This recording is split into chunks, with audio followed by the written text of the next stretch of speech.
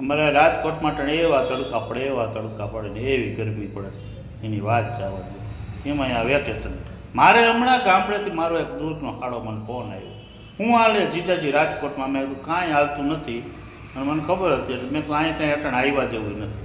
તો કે કાંઈક તો કયો. મેં તો અહીંયા ઉનાળામાં રાતે બાયું ગોલા ખાય છે, જણ બિચારા કામ ધંધા વગર દિવસે ચોલા ખાય છે. તો કે એવું છે હા મારે એ કે છોકરાઓને વેકેશન છે ને તો રાજકોટમાં આવવાની ગણતરી છે. મેં તો આવો ભલે પણ તડકા ડેન્જર પડે છે. એ કે તડકા પડે એટલે જ વાત છે, છોકરાઓને કે વોટર પાર્કમાં જવું છે નાહવું છે. મેં કીધું ત્યાં ગામડે ડંકીએ ડોયલું ભરી ભરીને નાહી લ્યો, અહીંયા કાંઈ નાહવા જેવું નથી. પાણી એ તડકાના તપી ગયા છે અને વોટર પાર્કમાં જૂના પાણી ભર્યા છે, ખરને ધાતર થાય છે બધાને. ત્યાં ડોયલું ભરી ભરીને નાહી ગયો.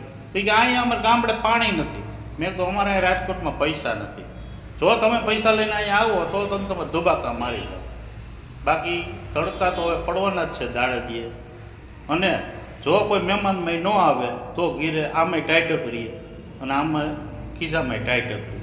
એટલે હવે આપણે એસી ચાલુ કરીને ધુબાકા મારો અને ભગવાનના નામ લ્યો. જય દ્વારકાધીશ.